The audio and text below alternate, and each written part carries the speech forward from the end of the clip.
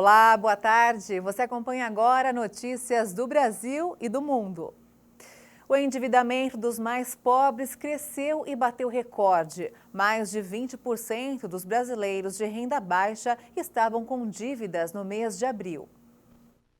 A redução do valor do auxílio emergencial e o mercado de trabalho afetado pela pandemia de coronavírus contribuíram para aumentar o endividamento dos brasileiros mais pobres. O patamar deu um salto e bateu um novo recorde. O levantamento do Instituto Brasileiro de Economia da Fundação Getúlio Vargas apontou que, em abril, 22% da população com renda de até R$ 2.100 se dizia endividada. Esse mesmo patamar de endividamento para a classe mais baixa só foi observado em 2016, quando o Brasil enfrentava uma crise. O estudo indicou que o endividamento cresceu para todas as faixas de renda, mas o quadro tem sido pior para os mais pobres, porque a capacidade desse grupo de guardar algum valor é bem menor. No ano passado, com as parcelas de R$ 600 do auxílio emergencial, muitas famílias conseguiram ter o mínimo para sobreviver durante a pandemia e até puderam equilibrar o seu orçamento doméstico. A fraca atividade econômica e do mercado de trabalho devem fazer com que o orçamento das famílias ainda continue bastante fragilizado. A produção industrial brasileira caiu pelo segundo mês seguido, puxada principalmente pelo setor de veículos automotores. Segundo o IBGE, em 12 meses, o setor acumula perda de 3%. A produção industrial no Brasil recuou 2,4% em março e registrou a segunda queda seguida. A baixa intensifica as perdas de fevereiro, quando foram interrompidos os resultados positivos de 9 meses. A retração da indústria em março alcançou 3 das 4 grandes categorias econômicas e 15 dos 26 ramos pesquisados. Entre as atividades, a maior pressão negativa veio de veículos automotores, reboques e carrocerias, com queda de 8,4%. Esse foi o terceiro resultado negativo no segmento, acumulando perda de 15,8% no período. A indústria concentra no ano um crescimento de 4,4% e nos últimos 12 meses registra queda de 3,1%. E apesar da perda de fôlego da economia neste começo de ano, a indústria segue como um dos destaques de recuperação. Uma pesquisa da FEComércio revelou um aquecimento na economia para a campanha do Dia das Mães deste ano. Que o Dia das Mães é o segundo Natal para o comércio, todo mundo já sabe. Na campanha do Dia das Mães de 2020, o comércio de Dourados movimentou um pouco mais de 6 milhões de reais. A expectativa para este ano é de aumento nas vendas de mais de 200%. Os números da FEComércio, Federação de Comércio de Mato Grosso do Sul, que publicou uma pesquisa de intenção de compra para essa data comemorativa, deixou o setor bastante otimista. Dourados tem reagido, Dourados tem contribuído com a saúde, né, para o problema de Covid. Você vê que nas lojas, você vê as pessoas com álcool, né, tirando temperatura, não vê bagunça, criança bagunçando nem nada. Quer dizer, é um cuidado que o comércio está tendo. Então, graças a isso, o comércio não sofreu tanta queda na venda, né? Outro fator que deve contribuir bastante com o aumento das vendas é a abertura do comércio em horário diferenciado. O comércio já está autorizado a abrir até a sábado até às 6 horas da tarde, né? Ele já liberou as calçadas para os pessoal fazer exposição de mercadorias. Nós estamos esperando, segundo as pesquisas, que as vendas, entre vendas e comemorações, nós chegaremos a 18.111.000. A economista da FEComércio fala sobre outros fatores que também vão alavancar as vendas e quais os itens que mais serão comprados para presentear as mamães. Isso se deve a um maior percentual de filhos que presentearão as suas mães, mas também ao gasto médio, principalmente com as comemorações, que deverão superar a casa dos R$150. Já no que diz respeito à compra de presentes, estas superarão os R$143. Trata-se de valores expressivos e que se destinarão principalmente à compra de artigos do vestuário. Temos também a parte de calçados, perfumarias, cosméticos, bolsas e acessórios. A especialista revela ainda que as vendas pela internet e os gastos com as comemorações serão responsáveis pela maior parte da movimentação financeira do Dia das Mães deste ano. Mais de 50% dos filhos pretenderão comprar pela internet. Então nós teremos um dinamismo maior utilizando aí de quesitos relacionados à biossegurança. E na parte das comemorações, a gente percebe que os filhos passarão o dia reunidos com as suas mães e que esse sistema de delivery, de alimentação, que possa subsidiar esse momento será bastante importante nesse relacionamento entre mães e filhos. O Ministério da Saúde orientou estados e municípios a aplicarem a vacina da Pfizer com 3 meses de intervalo entre as doses. Já a fabricante recomenda que a segunda dose seja aplicada em 21 dias para garantir a eficácia. O primeiro lote com 500 mil doses já foi distribuído nas capitais de todo o país. O Ministério da Saúde orientou aos estados e municípios para que apliquem as 2 doses do imunizante da Pfizer-BioNTech com 12 semanas de intervalo, mas esse não foi o período recomendado pela Pfizer. A empresa afirmou que só poderia garantir a eficácia da vacina se ela fosse dada com 21 dias de espaçamento entre as doses, conforme foi testada. O intervalo sugerido pela fabricante também é defendido pela Organização Mundial da Saúde. A entidade admite uma ampliação para no máximo até 42 dias, ou 6 semanas. Para justificar a orientação de 12 semanas, o Ministério da Saúde informou em nota técnica que adota o mesmo intervalo usado no Reino Unido, que ampliou o prazo com base em estudos. Uma das pesquisas apontou para 80% de efetividade da vacina na redução do risco de hospitalização com apenas uma dose em idosos de 70 anos ou mais. Um segundo estudo, publicado na revista científica The Lancet, mostrou que a vacina reduziu em 75% a transmissão do coronavírus. A redução foi de 85% nos casos sintomáticos de Covid, menos de um mês após a aplicação da primeira dose. Na época, os autores destacaram que os resultados davam suporte à possibilidade de adiar a segunda dose em cenário de escassez de vacinas. Em nota, a Pfizer do Brasil disse que as indicações sobre dosagens ficam a critério das autoridades de saúde. A bula registrada na Anvisa preconiza um intervalo entre doses, preferencialmente de 21 dias. Um estudo preliminar realizado nos Estados Unidos revelou que 1 ano depois, pacientes que tiveram a forma grave da Covid-19 ainda têm anticorpos. Apesar dos resultados, os cientistas não descartam a necessidade da vacinação de toda a população. Anticorpos neutralizantes contra a Covid-19 foram identificados em amostras de pacientes 1 ano depois de contraírem a doença. Foi o que apontou um estudo preliminar norte-americano que analisou 250 pessoas que tiveram Covid. A presença de anticorpos está associada à gravidade da doença. O percentual caiu 4 vezes mais entre grupo de pacientes que tiveram Covid leve ou moderada. E também pode ter relação com a idade, sendo mais baixa e variável entre os jovens. Os médicos coletaram amostras de sangue dos voluntários para análise dos anticorpos em 4 períodos. Do total, 192 tiveram Covid em sua forma leve ou moderada e 58 tiveram a forma grave da doença e precisaram de internação. Ao final de 12 meses, 100% do grupo que havia sido hospitalizado ainda apresentava anticorpos neutralizantes, enquanto que entre os que contraíram a doença em sua forma moderada e leve, esse percentual caiu para apenas 18%. A candidata à vacina brasileira contra a Covid, a Versamune, começará a ser testada em humanos em junho. Pela previsão, a aplicação do imunizante pode começar já em dezembro. A Versamune é fruto de uma parceria entre a empresa brasileira Pharmacore, a americana PDS Biotechnology e a Faculdade de Medicina de Ribeirão Preto, da Universidade de São Paulo. O pedido de autorização para os testes da Versamune em humanos foi protocolado no fim de março. A Anvisa ainda aguarda o restante da documentação, que deve ser entregue até o fim de maio. Após esse recebimento, a agência tem 72 horas para aprovar ou não o estudo clínico. A estimativa é de que as 3 fases de estudo da Versamune vão custar 340 milhões de reais, que devem ser bancados pelo Ministério da Ciência e Tecnologia.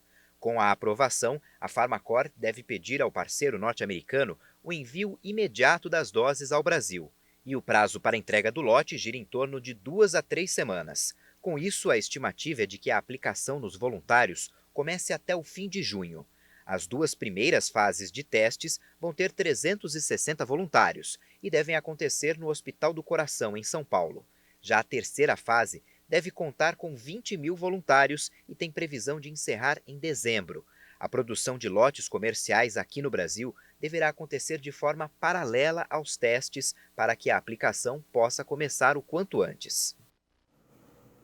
E você vai ver ainda nesta edição, 13º salário dos aposentados é antecipado. A medida pode injetar 50 bilhões de reais na economia. E ainda, pesquisa mostra que trabalhar em casa agradou muitas pessoas que gostariam de manter o chamado home office.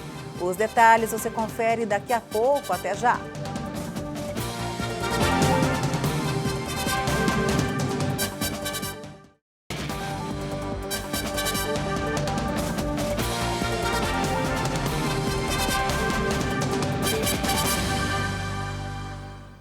O governo federal publicou nesta semana no Diário Oficial da União a antecipação do 13º salário dos aposentados. A medida pode injetar cerca de 50 bilhões de reais na economia, que está em crise por causa da pandemia. Um decreto assinado pelo presidente Jair Bolsonaro confirmou a antecipação em 3 meses do pagamento do 13º salário para aposentados e pensionistas do INSS. Também tem direito ao benefício segurados e dependentes da Previdência Social que recebem auxílio-doença, auxílio-acidente ou auxílio-reclusão. De acordo com o decreto, o pagamento deve ser feito em 2 parcelas, sendo a primeira agora em maio e a segunda em junho. Assim como aconteceu em 2020, a antecipação da remuneração extra é apontada pelo Ministério da Economia como uma ferramenta para estimular a economia, que enfrenta uma séria crise causada pela pandemia do novo coronavírus.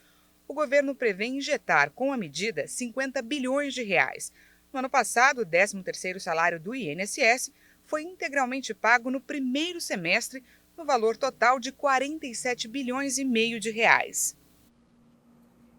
Os depósitos da primeira parcela devem ser feitos do dia 25 de maio ao dia 8 de junho, de acordo com o número final do benefício. E a segunda parcela vai ser paga entre 24 de junho e 7 de julho. Milhões de turistas lotaram os principais pontos turísticos da China durante o feriado de 5 dias, que começou no dia 1º de maio. Uma imagem que mostra que o medo da Covid-19 já é uma memória distante. Os chineses comemoram o Dia do Trabalho durante vários dias. Neste ano, com a pandemia sob controle, milhões de pessoas aproveitaram o feriado de 5 dias para se aglomerar nos principais pontos turísticos do país. Em meados de 2020, a China conseguiu controlar a circulação do vírus depois de decretar confinamentos estritos e fechamentos de fronteiras. Nesta terça-feira, apenas 17 infecções foram registradas entre viajantes que vieram do exterior e ficaram de quarentena. No início da pandemia, eu estava um pouco em pânico, mas conforme o tempo foi passando e foi ficando sob controle, me senti mais confiante. As ruas de Pequim, Xangai e Wuhan ficaram lotadas de visitantes, muitos deles sem máscaras. A economia do país asiático registrou um crescimento interno de 18,3% no primeiro trimestre deste ano e a vida voltou quase ao normal. Moradores da China não podem viajar para o exterior devido aos voos limitados e à quarentena obrigatória para aqueles que retornam ao país. Acho que os moradores se sentiram muito sortudos. Se estivéssemos no exterior, não poderíamos sair de férias quando quiséssemos e não poderíamos ter voltado para a escola. Em primeiro lugar, não nos sentiríamos livres e também seria bastante perigoso.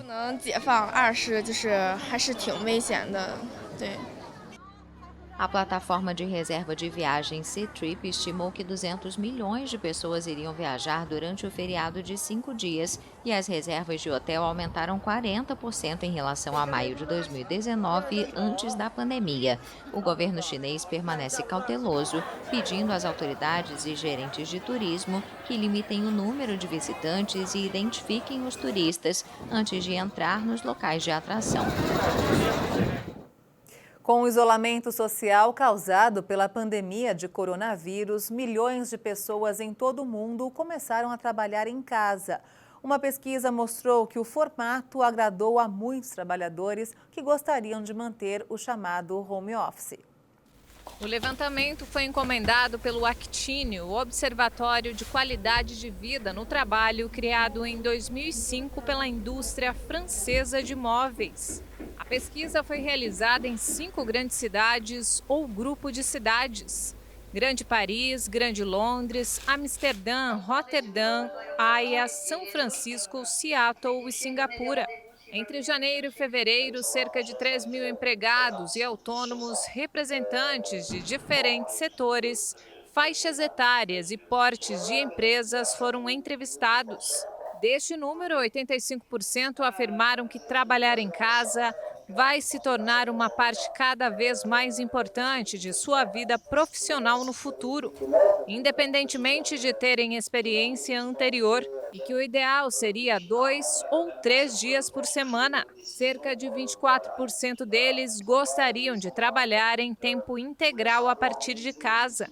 Os principais obstáculos ao teletrabalho, além das tarefas que não se adaptam, para 26% é o empregador que não apoia, segundo 29% dos entrevistados.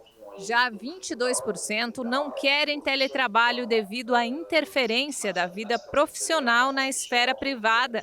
A maioria dos entrevistados admite que acha difícil conciliar trabalho e vida privada, ou que não tem o equipamento ou espaço certo em casa.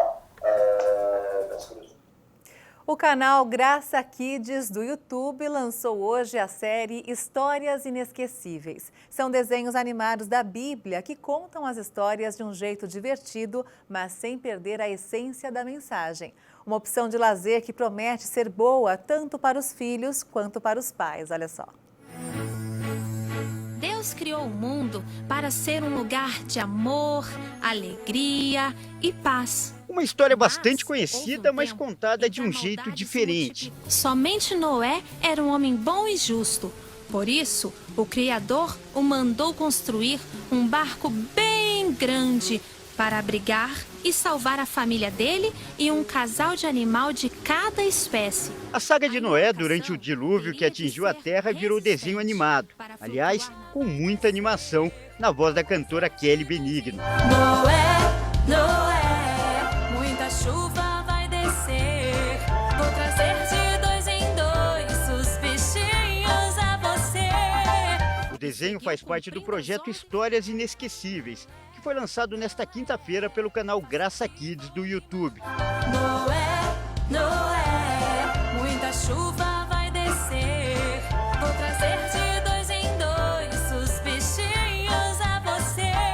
A série reúne 4 famosas histórias bíblicas e o objetivo é manter a mesma mensagem da Bíblia, mas de um jeito mais divertido e atraente para as crianças.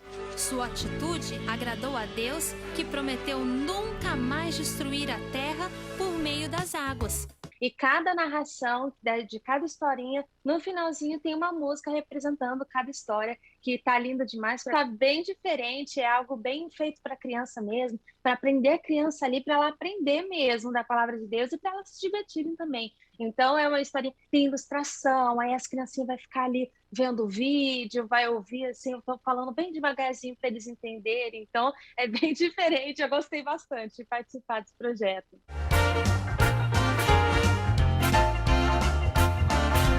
E essa série de desenhos vem uma boa hora, não só para as crianças, mas também para os adultos. Por causa das restrições impostas pela pandemia, as famílias têm passado cada vez mais tempo em casa, e principalmente na frente do computador. E encontrar um passatempo que é ali diversão e também educação tem sido um desafio cada vez maior para os pais. Com essa pandemia, né, as crianças estão em casa, né, e a única forma delas terem acesso à informação, a verem, né, outro tipo de coisa é pelo YouTube, enfim, por vídeos. Então, assim, a gente pensou num projeto justamente para isso, para trazer para a criança algo de qualidade, porque a gente sabe que hoje, né, a informação tem muitos desenhos, muitas coisas que não são legais, né? Mas as crianças estão consumindo isso. Então, assim, o objetivo era trazer algo que levasse a palavra de Deus, que trouxesse princípios e valores e ainda fosse divertido. A história de Noé é a primeira. Depois ainda serão exibidos desenhos sobre Daniel, Jonas e Sansão, todos no canal Graça Kids. Uma lista para fazer a alegria dos pequenos, como Daniel, de 3 anos, que adorou a história de Noé.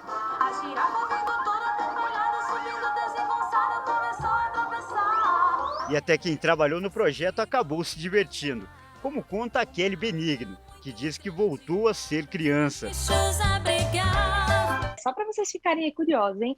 Noé, Noé, Faço o que vou lhe mandar, uma arca muito grande para os bichos abrigar. Noé, Noé, muita chuva vai descer, vou trazer de 2 em 2 os bichinhos a você. E não esqueça, para ver a série Histórias Inesquecíveis, é só acessar o canal Graça Kids no YouTube. E essa edição termina aqui, você acompanha outras informações durante a nossa programação. E para rever as nossas reportagens, é só acessar o canal Hit Notícias no YouTube. Obrigada pela sua companhia e um ótimo sábado para você. Tchau!